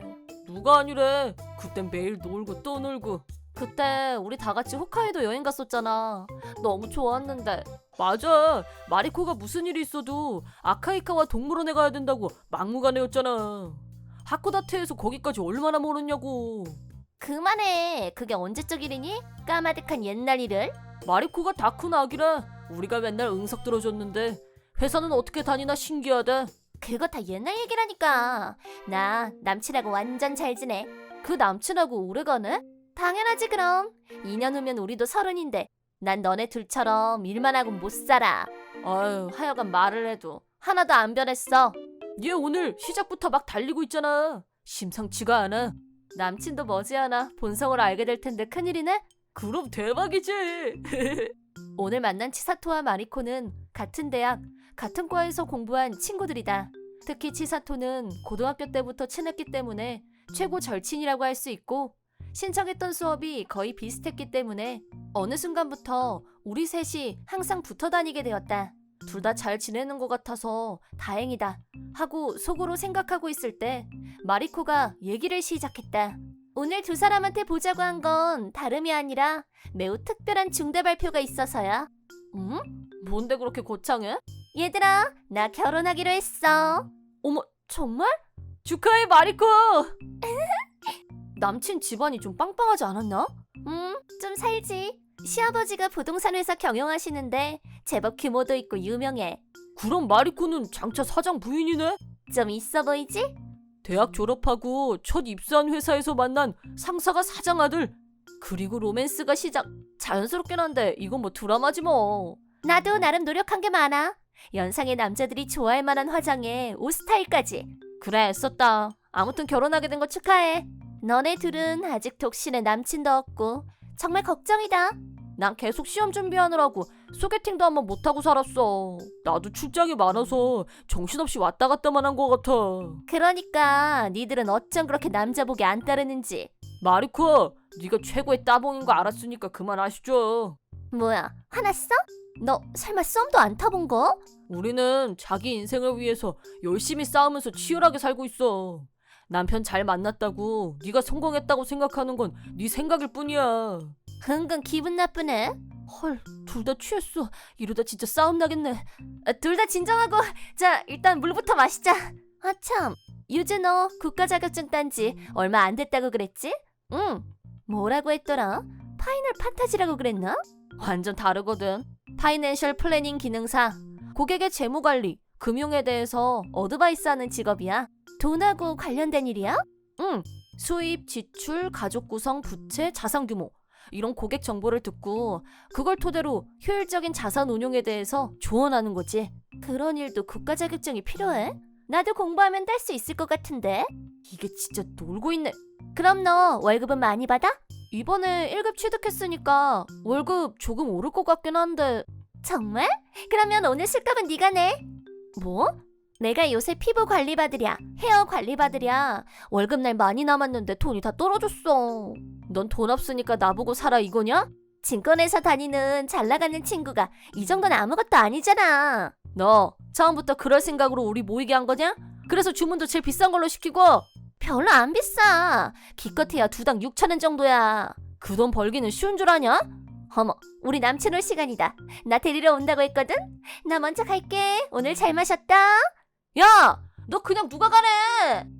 머리 아파. 나 토할 것 같아. 너 물 좀 마셔. 고마워. 근데 마리코 말이야. 쟤 어째 성격이 옛날보다 더 이상해진 것 같지 않냐? 좀 그렇네. 앞으로 거리를 좀 둬야 될 것 같아. 결혼 청첩장은 보내올 거고 거기만 갔다 오고 그 뒤로는 연락 안 하고 안 받는 쪽으로 해야겠어. 동감. 마리코는 결혼한다는 말만 던져놓고 계산도 안 하고 먼저 가버렸다. 남편이 장차 회사를 물려받을 돈 많은 사람이란 건 좀 놀랍긴 했다. 마리코 성격은 우리도 감당하기 힘든데 부잣집 도련님이 어떻게 그 비위를 맞췄을까? 신기하다면 신기하고, 마리코가 드라마 여주 뺨치게 연기를 잘했거나 남친 눈치가 거의 꽝이거나 뭐 둘 중에 하나가 아닐까 싶다. 썩 기분이 좋지는 않았지만 마리코가 먹고 마신 것까지 같이 계산하고 나하고 치사토도 가게를 나왔다. 유즈 너 뭐야? 너 일부러 나 무시하니? 무시하지 말고 빨리 답장 좀 해. 마리코, 연속해서 라인 보내는 건 좀 아니지 않니? 나 지금 신칸센 타고 어디 가는 중이거든? 그럼 핸드폰 할 시간이 있겠네. 나 지금 귀중한 쉬는 시간이야. 근데 신칸센 타고 어디 가? 가고시마, 고객하고 미팅이 있어서. 겨우 한 사람 만나자고 그 먼 데까지 간다고? 필요하면. 교통비는 회사에서 나오니까. 장거리 이동하면 피곤하지만 대신에 며칠 더 쉴 수 있어. 대박이네. 생각보다 괜찮은 회사네. 상사가 간 김에 여행도 하고 즐거운 마음으로 다녀오라고 했는데 여가 즐기려면 우선 일을 제대로 잘해놓는 게 먼저겠지. 제법이다. 국가 자격증을 괜히 커피 터지게 따는 게 아니네. 그래서 너 용건이 뭐야? 라인 왜 보냈어? 아, 맞다. 진짜 중요한 얘기 하려고 했었는데 유주 너네 엄마 패션 디자이너 맞지? 응, 지금은 단골 고객만 상대해. 그 얘긴 갑자기 왜 물어? 내 웨딩드레스 혹시 부탁할 수 있을까 해서. 우리 엄마한테? 남편하고 시댁에 좋은 인상을 주고 싶어서. 글쎄, 엄마 요즘 패션쇼 준비 때문에 바쁜 것 같던데. 그러지 말고 네가 친구가 결혼한다고 잘 좀 얘기해주면 안 될까? 근데 나 아직 너한테 청첩장도 못 받은 것 같은데? 결혼식은 언제 할 거야? 다음 달. 뭐, 다음 달? 왜? 무슨 문제 있어? 완전 문제 있지. 너 왜 그러냐? 우리 며칠 전에 만났을 때 왜 날짜 말 안 했어? 내가 잘못했다. 말하는 걸 깜빡했어. 깜빡했다고 넘어갈 일이니? 초대장은 준비한 거 맞아? 아니, 안 했어. 부르고 싶은 친구한테 그냥 전화랑 라인으로 연락했어. 너 그건 정말 아니라고 본다. 결혼식이 코앞에 닥쳐서 라인으로 연락 중이라는 마리코의 말에 어이가 없다 못해 기가 찼다. 상식 파괴도 정도가 있고 가벼운 것도 정도가 있지. 해도 너무한다 싶었다. 더구나 결혼식까지 겨우 한 달밖에 안 남았는데 웨딩드레스도 준비를 안 해놓다니. 그리고 나더러 어쩌란 얘긴지 말이 되는 소리를 해야지. 대체 신랑 될 사람은 뭐 하는 사람이야? 저기 결혼 준비는 신랑 신부 둘이서 하는 거잖아. 그 사람은 회사 일이 너무 바빠. 마리코한테 다 맡길게. 그랬단 말이야. 신랑이 입을 턱시도는 있고? 그건 시어머니가 준비하신댔어. 그래, 난 뭐가 뭔지 모르겠다. 웨딩드레스 엄마한테 말해줄 거지? 꿈 깨라. 말이 되냐? 결혼식이 코앞인데 그거 만들 시간이 되겠어? 불가능해. 그러니까 부탁하는 거잖아. 친구 좋다는 게 뭐야? 너 옷 한 벌 만드는데 얼마나 많은 시간이 걸리는지 몰라서 그런 말 하는 거야. 우리 엄마는 특히 공들여서 만드는 분이라 시간이 더 오래 걸려. 치사하게 정말. 너 정말 이럴래? 네가 욕을 해도 안 되는 건 안 되는 거야. 엄마도 절대 승인 안 할 거고. 너 내가 결혼하는 게 그렇게 배 아프니? 누가 그렇대? 모든 일엔 다 순서가 있는 거야. 넌 옛날부터 생각도 안 하고 무조건 밀어붙이려는 경향이 있어. 그래서 내가 다 잘못했다는 거야? 그런 거 아니고 결혼식 무사히 치르려면 신랑하고 잘 상의하는 게 좋겠다. 왜? 결혼식은 두 사람이 하는 건데 둘이서 같이 준비 안 하면 무슨 의미냐 그게? 그건 부동산 회사 후계자 결혼식이면 하객들한테 신경 쓸 게 많을 텐데 주먹구구식으로 밀어붙였다가 큰 실수할 수도 있어. 잘난 척 좀 그만해. 썸도 못 타본 주제에 지적질은 1등이야.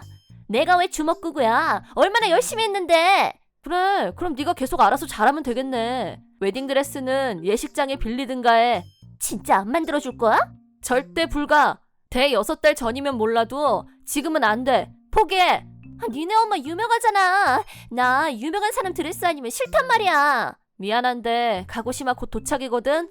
이만 끊는다. 야, 끊지 마, 유주. 신칸센을 타고 몇 시간 출장 와서 짧은 여행을 즐기려면 우선 마리코를 머릿속에서 지우고 눈앞에 있는 고객에 집중해야 한다.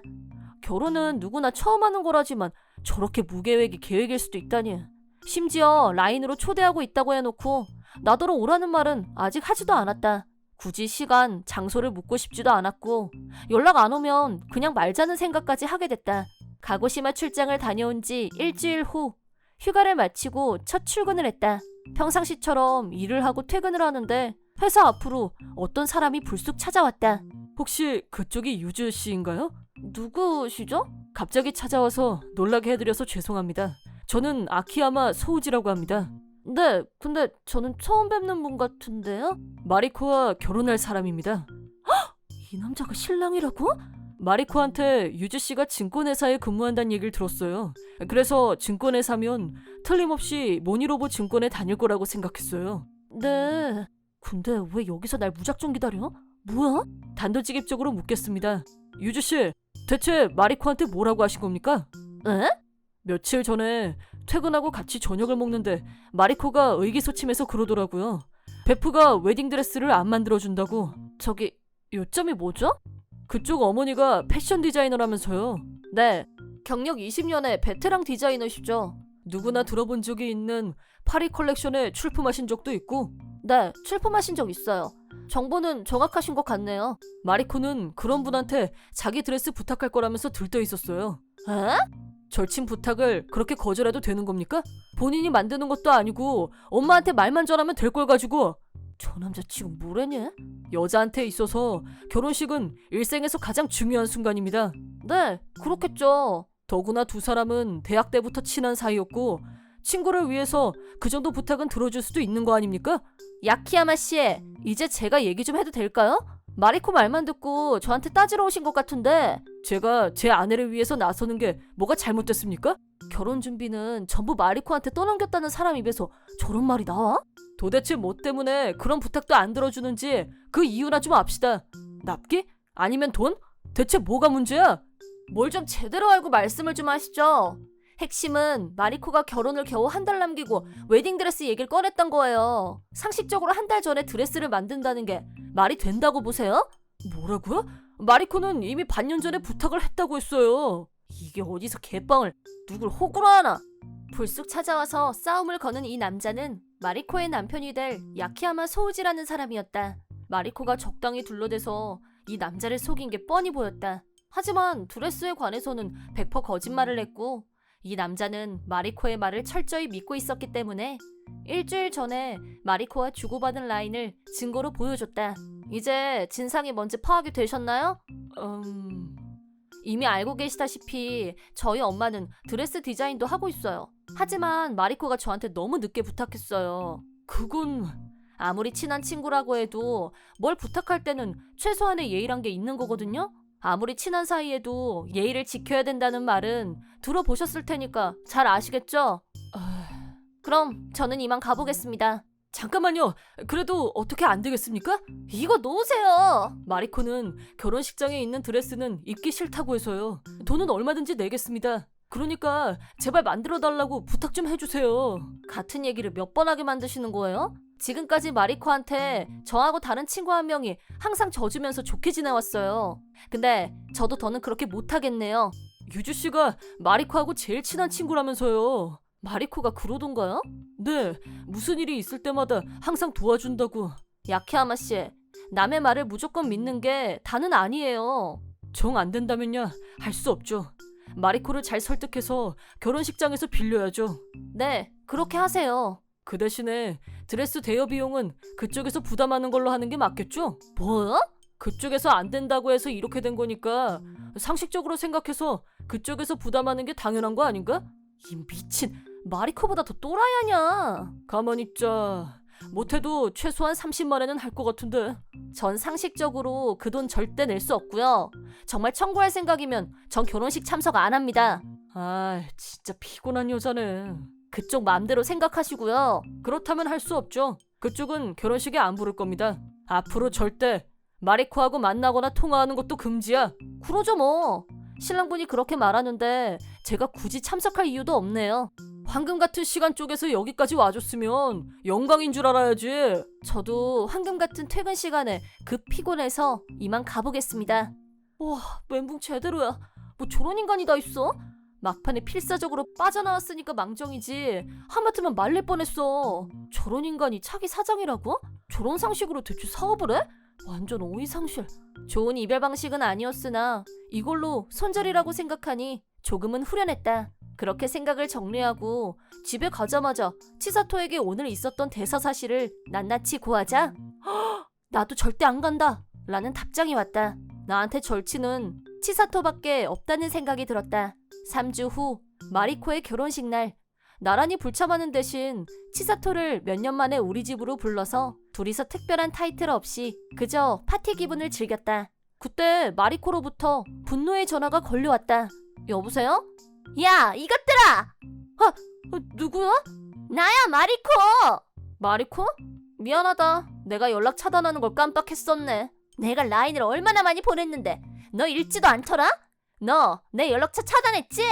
응, 나 이제 너랑 손절하려고 완벽하게 차단할 생각이었는데 요즘 너무 바빠서 전화번호를 미처 차단을 못했네. 나한테 너무하는 거 아니니? 지금 내가 얼마나 난처한 줄 알아? 나 안물안궁인데? 결혼 피로연이 한창 무르익고 있는데 왔단 말이야. 누가 왔는데? 소우지 씨랑 바람 피운 여자가 나하고 결혼한다고 했었잖아. 막 이러면서 결혼식에서 이게 무슨 날벼락이냐고. 미안한데 내가 들을 이유가 없는 것 같은데? 내가 니네 엄마가 만든 드레스 입고 싶다고 했었잖아. 그 드레스를 그 불륜 여자한테도 입힐 생각이었었나 봐. 뭐? 오더 메이드가 폼이 난다면서 금액은 너 아니면 나한테 청구할 생각이었대. 뭐래니? 아주 개판이구나. 너하고 소우지 씨가 싸웠단 얘기는 그 사람한테 들었어. 나이도 있고 회사 후계자라는 사람치고는 진짜 똥매나더라. 신랑을 나한테 보내서 따지게 만든 너도 문제가 있는 건 마찬가지고. 그건 미안해. 내가 잘못했어, 인정. 근데 그 상황에서 왜 나한테 전화한 건데? 나 좀 도와줘. 불륜녀가 내 머리끄덩이 잡아당기고 뺨도 때리고 지금 내 꼴이 말이 아니란 말이야. 근데 어쩌지? 네 신랑이 나한테 오지 말라고 못을 박아서 내가 차마 갈 수가 없네? 치사토가 너한테 못 간다고 라인 보낸 거 받았지?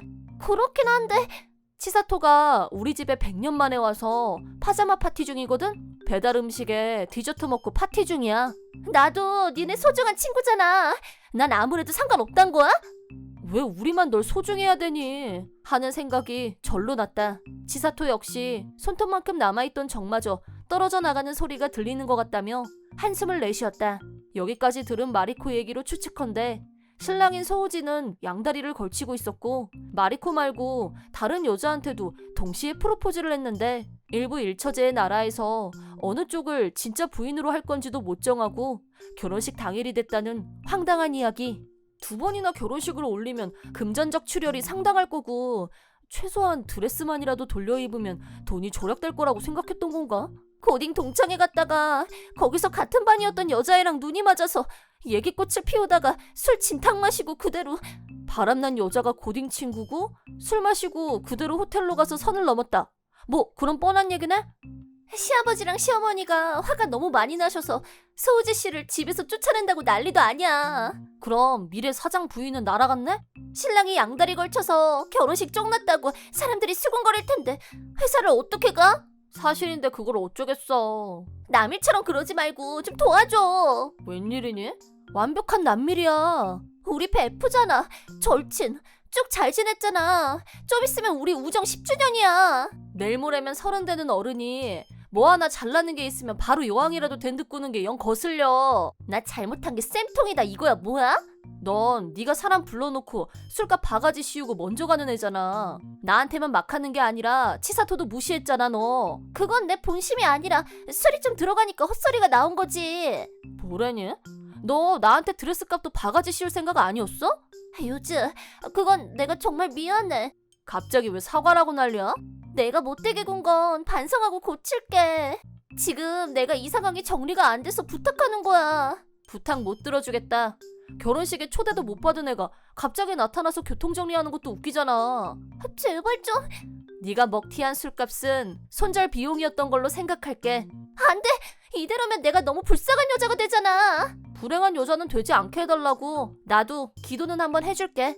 나는 치사토랑 넷플릭스에서 찾은 재밌는 영화 볼 시간이라서. 그럼 안녕. 여자! 난 이제 어떡해. 그 후 소우지는 양다리를 걸치고 있던 다른 여자와 진짜 사랑을 확인했고 부모님과 절연을 불사하며 마리코를 버리고 한 명의 아내를 선택했다. 내가 정말 사랑하는 사람은 네가 아니었어. 그 말을 마지막으로 던지고 그대로 마리코 앞에서 사라졌다고 한다. 결국 결혼식 비용은 소우지의 부모님이 책임지기로 했고 마리코는 피해자로 구분되면서 결혼식 파장은 일단락됐지만 마리코가 근무하던 부동산 회사에서는 저 여자가 결혼하자고 억지로 쫓아다닌 거 아니야? 라는 소문이 퍼져나갔고 결국 회사 다니기가 불편해지자 자진 사표를 냈다고 한다. 감당하기 힘든 일이 겹치자 부모님 댁으로 들어갔는데 그 뒤로 은둔형 외톨이로 지낸다고 한다. 나 왜 이렇게 떨리지? 너무 긴장돼. 떨게 왜 떨어? 이런 때일수록 릴렉스. 넌 역시 강심장이야. 어쩜 그렇게 여유만만이냐? 너무 복잡하게 이것저것 재지 말고 몸으로 부딪히면서 직관적으로 행동하자 라는 주의야. 그래, 그게 정신건강엔 좋겠다. 너나 나나 이제 회사 일은 기반이 다져졌고 결혼 활동에 나설 여유가 생긴 거니까 이것도 나쁜 일은 아니야. 여기서 좋은 사람 만나야 시간 낭비가 안 될 텐데. 너라면 할 수 있어. 너의 최대 무기는 밝고 지적인 능력. 그게 너야. 너도 나를 따르라. 이 잔다르크 정신이 어필이 될지도 몰라. 아무튼 파이팅! 괜찮아, 잘 될 거야. 파이팅! 지금까지 연애가 뭔지도 모르고 모태솔로로 살아온 나는 절친 유주와 인생 최초의 결혼활동 파티에 참가하기로 했다. 자기 인생을 어떻게 만들어갈 건지는 자기 자신에게 달려있지만 열심히 살아온 사람이 더 행복했으면 좋겠다는 생각을 해본다. 파이팅 치사토, 파이팅 나 유즈. 내 이름은 사다켄고 24살의 공장 노동자이다. 오늘은 거래업체 vs 하청업체의 자존심과 밥줄을 건 싸움에 대한 얘기를 소개할까 한다. 이 이야기의 시작은 나의 고등학교 시절로 거슬러 올라간다. 그때 우리 집은 자타가 공인하는 못 사는 집이었다. 형편이 어려운 이유는 내가 중2일 때 아버지가 다른 여자와 가정을 벌이고 집을 나갔기 때문이다. 나를 포함해서 우리 네 형제를 키우기 위해 엄마는 혼자서 돈을 벌고 살림을 꾸려나가야 했다. 요즘 같은 시대에 아이가 넷이나 있는 집이면 대가족이라고 할 수 있을 것이다. 더구나 그땐 동생들이 아직 어렸고 일일이 챙겨줘야 하는 나이라 엄마가 밖에서 일을 할 수 있는 시간도 많지 않았다. 따라서 수입도 얼마 되지 않았을 거라고 생각된다. 모자 가정이라서 나라에서 한부모 가정 수당이 나왔고 아동 수당도 받고 있었지만 학비를 시작해서 매일 들어가는 생활비를 충당하기에는 그 돈을 받아도 턱없이 부족했다. 고등학교에 올라간 후로는 나도 아르바이트를 시작했고 시간이 허락하는 한 동생들도 열심히 보살폈다. 하지만 생활 형편이 나아질 기미는 보이지 않았고 그날그날 끼니를 굶지 않는 것에 감사할 뿐이었다. 그런 상황에서 고민이 많았고 신중히 고민한 결과 대학 진학을 포기하기로 결정했다. 엄마가 능력이 부족해서 대학도 못 보내주고 대학 포기하게 해서 정말 미안해. 엄마가 왜 미안해? 엄만 우리 형제 키우느라고 매일 이렇게 고생이 많은데. 나도 이제 다 컸으니까 엄마 어깨에 짐을 덜어주고 싶어서 그렇게 결정한 거야. 나는 고등학교를 졸업하고 곧바로 집에서 가까운 곳에 있는 작은 공장에 취직했다.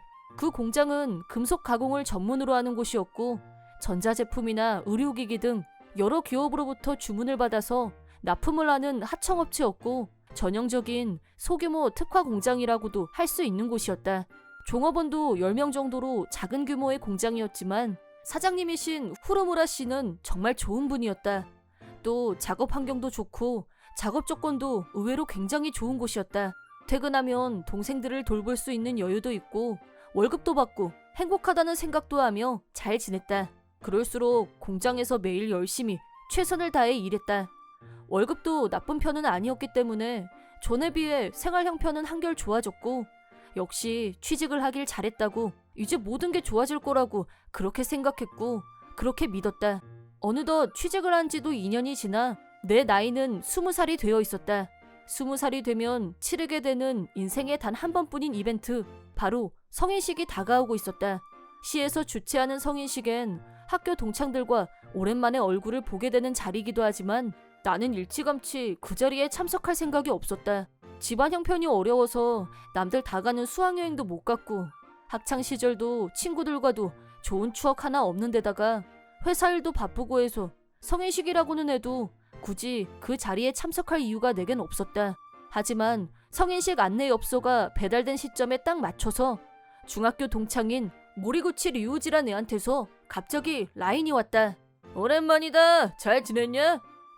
나 기억나냐? 너 근데 내 아이디 어떻게 알았어? 아, 여러 사람 거쳐서 복잡하게 알아냈지. 그건 그렇고 성인식 안내 엽서 너도 받았지? 응, 받았어. 성인식 행사 끝나고 나서 중학교 동창회 하자고들 하는데 너 올 거냐? 아니, 난 성인식 안 갈 건데. 내가 그럴 줄 알았다. 너네 집 옛날부터 못 살잖아. 성인식 참가하려면 기모노 아님 양복을 입고 가야 되는데 네가 그거 마련할 돈이나 있겠냐? 나 그래서 안 가는 거 아닌데. 아, 알았다. 애들 말 들으니까 너 고등학교 졸업하고 바로 취직했다면서? 하긴 뭐 내세울 게 있어야 애들 앞에 나타나지. 괜히 쪽만 팔릴 것 같고 그럼 오기 싫을 수도 있지. 그럴 수 있어. 괜히 말 꺼내서 내가 미안하다. 속상하게 만들었네. 라인 알림에 뜬 이름을 본 순간 불길한 예감이 들었었다. 역시나 그 예감은 어긋나지 않았다. 중딩 동창 모리구치 류우지는 부잣집 사장님 아들이었고 금수저답게 어려서부터 뭐 하나 부족한 거 없이 화려하게 자라는 게 눈에 다 보였다. 학교에 몇몇 있는 금수저들에 대해서 일일이 신경 쓰고 싶지 않았지만 모리구치는 학교에서 가장 흙수저였던 나를 줄기차게 무시하고 모욕하고 심심풀이 땅콩으로 놀려먹는 재미로 살았다. 야, 너 교복 똥꼬바지야. 소매는 팔뚝 다 나오고 아무리 돈이 없어도 새로 하나 사 입어라 좀. 그리고 너 일찍 가서 집안일 해야 된다고 동아리 탈퇴했다면서? 가난한 사람들이 더 바쁘다는 옛말이 하나도 틀린 게 없다야. 하루도 빠지지 않고 계속되던 모욕을 견디는 것만으로도 버거웠던 중학생 시절. 내게 좋은 추억 따위는 허락되지 않았었다. 수학 여행비가 없어서 못 가게 됐을 때는 그동안의 모든 모욕 발언을 총망라해서 막말잔치가 절정에 달했었다. 이번 성인식에 참석하고 싶지 않았던 여러 이유들 중에서 모리구치를 다시 보고 싶지 않다는 것도 사실 꽤 큰 비중을 차지하고 있었다. 하지만 이렇게 대놓고 사람 속을 긁는데 여기서 내가 진짜로 안 가면 왠지 완벽하게 루저가 되는 것 같아서 동요가 일어나기 시작했다. 모리구치는 중딩 수준에서 한 걸음도 나아진 게 없었지만 나도 때늦은 중2병이 시작된 건지 이번엔 도저히 무시하고 넘길 수가 없었다. 나는 생각을 바꿔서 성인식에 참가하기로 결심했다. 뒤풀이로 열릴 예정인 동창회에도 참석하겠다고 연락했다. 하지만 모리구치를 포함해서 동창들 대부분이 대학생이어서 그런지 애들하고 공통된 화제도 없고 바늘방석에 앉은 것처럼 불편한 마음이 들고 오지 말걸 괜히 왔나 하는 후회가 들기 시작할 무렵 너 사다 캔 거 맞지? 오랜만이다. 오마의 치오구나. 진짜 오랜만이다. 잘 지냈어? 먼저 말을 건네온 친구는 오마의 치오였다. 그녀는 중딩 시절 가장 인기가 많았던 우리 학교 최고 얼짱이었다. 성인이 된 치호는 그 시절 그 미모 그대로 어른이 되어 있었다. 역시나 동창회에 모인 남자애들의 눈길이 계속 치호를 따라다녔고 모두의 시선을 한 몸에 받을 만큼 그녀는 예뻤다. 예전에도 치호는 다른 애들과는 달리 나를 가난하다고 깔보거나 무시하거나 피하지 않았고 유일하게 똑같은 반 친구로 대해주던 좋은 아이였다. 그런 치호를 다시 만나게 돼서 정말 기뻤고 그래도 온 보람이 있다는 생각이 들었다. 물론 치호도 대학생이었다. 우리는 치호가 하고 있는 알바 얘기며 내가 지금 다니고 있는 공장 얘기 등등 서로 말하고 열심히 들어주고 자연스럽게 둘만의 대화에 푹 빠져서 다른 애들 따위는 신경도 안 쓰였다. 덕분에 아까 후회하던 마음도 사라지고 이 시간을 즐겁게 보내고 있었는데 지아! 야, 너 하필 제일 구린 애 옆에 있어. 그러지 말고 우리 테이블로 가서 같이 한잔하자. 사다 캔 거 너 집에 안 가냐? 오늘은 집안일 안 해? 너 내일 출근해야 되잖아. 얼마나 힘들겠어. 대학도 못 가고 육체 노동하는데. 모리구치가 우리의 대화를 깨고 중간에 끼어들었다. 하지만 그 녀석 말대로 이미 늦은 시간이었고 내일 일을 생각하면 집에 가야 할 시간이었다. 시간이 많이 늦긴 했다. 난 내일 아침에 일찍 나가야 돼서 이만 가봐야겠다. 오랜만에 만나서 너무 반가웠어. 그렇구나. 아쉽다. 우리 다음에 또 보자. 거지 같은 놈이 끼어들어서 씁쓸한 퇴장을 하게 됐지만 내일 일을 생각해서 먼저 일어나기로 했다. 하지만 그 다음날 어제는 너무 반가웠어. 아참, 나 누군지 알겠어? 그럼 알지. 근데 내 아이디 용케 찾았네? 내키지는 않았는데 모리구치랑 아이디 교환하고 나서 걔가 네 아이디 안다고 해서 물어봤어. 살다 보니 모리구치가 인생에 도움이 될 때가 다 있더라? 그렇게 된 거구나. 아무튼 연락줘서 고마워. 동창회 때 오랜만에 만나서 정말 반가웠어. 나도. 캔거 너 엄청 멋있어졌더라? 깜놀했어. 직장 다니면 다 그렇게 어른스러워지나 싶고 신기했어. 멋있기 무슨, 빈말이라도 기분은 좋다. 빈말로 한 말 아닌데? 알았어, 고마워. 근데 무슨 일로 연락했어? 그게 너 어제 먼저 갔잖아. 미안, 출근해야 돼서. 그냥 얘기 좀 더 하고 싶어서 연락했어. 혹시 시간 되면 따로 만나지 않을래? 어? 나랑 얘길? 나야 좋지만 누구 더 부를까? 너만 괜찮다면 나는 그냥 우리 둘이서 만나고 싶은데 괜찮아? 이런 대화를 주고받았다. 치호가 연락해서 우리 단둘이 만나기로 했다. 이런 일이 있을 줄이야. 꿈인가 생신가? 치호는 대학에서 마음 맞는 친구가 별로 없다면서 나하고 만나서 얘기를 해보니 정말 마음이 편했고 자꾸 생각이 났었다고. 얼굴이 빨개지면서 수줍게 말했다. 우리는 서로 마음이 금세 통했고 사귀는 사이가 되었다. 처음엔 치호가 적극적으로 대시를 했지만 정식으로 고백은 내가 먼저 해야겠다고 결심했고, 어느 날 내가 고백을 했을 때 치호는 감동해서 눈물까지 흘리고 정말 기뻐했다. 용기 내서 고백하길 정말 잘했다는 생각이 들었다. 이렇게 치호를 만나서 서로 좋아하는 사이가 된 계기가 모리구치였다는 걸 생각하면 어이가 없지만, 아무리 미운 놈이라고 해도 나와 치호를 만나게 해준 걸 생각하면 이젠 좀 덜 미워야겠다고 생각했다. 그렇게 치호를 만나고 4년이란 시간이 흘렀다. 나는 계속 같은 공장에서 일하고 있었고 사장님이 인정해주신 덕분에 승진도 많이 해서 꽤 지위가 올라갔다. 그런 와중에 예기치 못했던 또 다른 운명의 재회가 나를 기다리고 있었다. 우리 공장 사장님인 후로무라 씨가 어떤 사람을 소개해 주셨다. 모니로버 전기에서 새로 부임한 사람이 있어서 인사하라고 불렀어. 오늘부터 우리 공장 담당자로 온 모리구치 씨야. 인사해. 소개받은 사람은 다름 아닌 모리구치 류우지였다. 모니로버 전기는 대기업이었고 우리 공장에서 보자면 갑이 되는 존재이자 여러 갑 중에서도 절대적으로 가장 큰 고객이었다. 그 회사에서 우리랑 직접 교류하는 담당자가 중딩 동창이자 나를 대놓고 무시하던 모리구치라니. 아, 세상 진짜 좁지 않냐? 난 이렇게 일로 만나게 될 줄은 진짜 몰랐다. 그러게 말이다. 앞으로는 잘 부탁한다. 어쭈, 너 말투가 영 건방지다. 그렇게 꼿꼿한 자세로 나오겠다. 왜 꼰대처럼 그래? 우리 동창이잖아. 그건 과거 일이지. 정신 차려. 현재 우리는 갑과 을, 나는 거래주, 너는 하청. 신분이 명확히 다른데? 선을 명확하게 그을수록 서로한테 좋지 않겠어? 나보고 존대를 하라는 거냐? 굳이 그런 거지. 찰떡같이 알아듣네. 글쎄, 거래주나 하청이나 갑을 이전에 서로 도움 주는 평등한 관계 아닌가?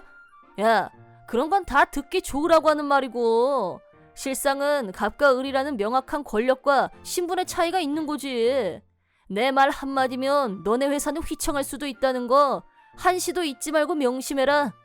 길게 얘기 안 해도 모리구치가 우리 회사를 어떻게 보는지 훤히 알 수 있었다. 가난한 동창생을 업신여겼듯이 지금은 자기네 하청업체를 발 아래로 취급하고 있었다.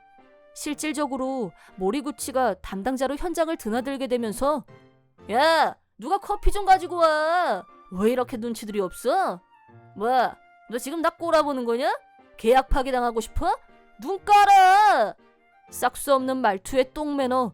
모리구치가 현장에 나타나는 날엔 회사 분위기가 말도 아니게 가라앉았다. 동료들은 모두들 성숙한 어른이다 보니 이것도 다 지나가리라 그런 태도로 쉽게 휘말리지 않았지만, 사실 나는 성질 같아서는 멱살을 잡아서 바닥에 패대게 치고 싶은 마음이 굴뚝 같았다.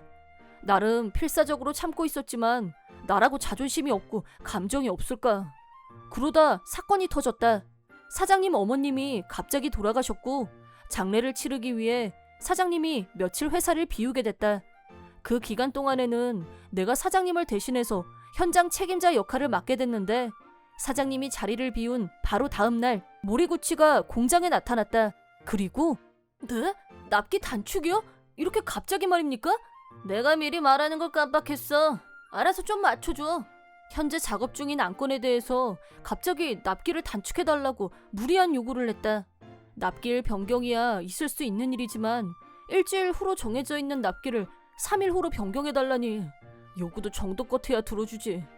그건 힘들겠다고 나도 반론을 했지만 하라면 하지 왜 이렇게 말이 많아? 하청 주제도 모르고 잔업을 하든 철야를 하든 네가 알아서 3.15까지 끝마치라고. 주먹을 부르는 저 말투. 하지만 사장님도 부재 중이고 발언권이 딸리는 입장이다 보니 어쩔 수 없이 무리한 요구를 받아들일 수밖에 없었다. 납기를 맞추기 위해 작업 스피드를 올려야 했다. 잔업 시간을 늘리고 그것도 모자라 철야 작업까지 했지만 납기를 맞추기는 힘들었다. 마음이 조급해진 나는 그만 고속회전 중인 커터에 실수로 손을 댔고 큰 부상을 입었다.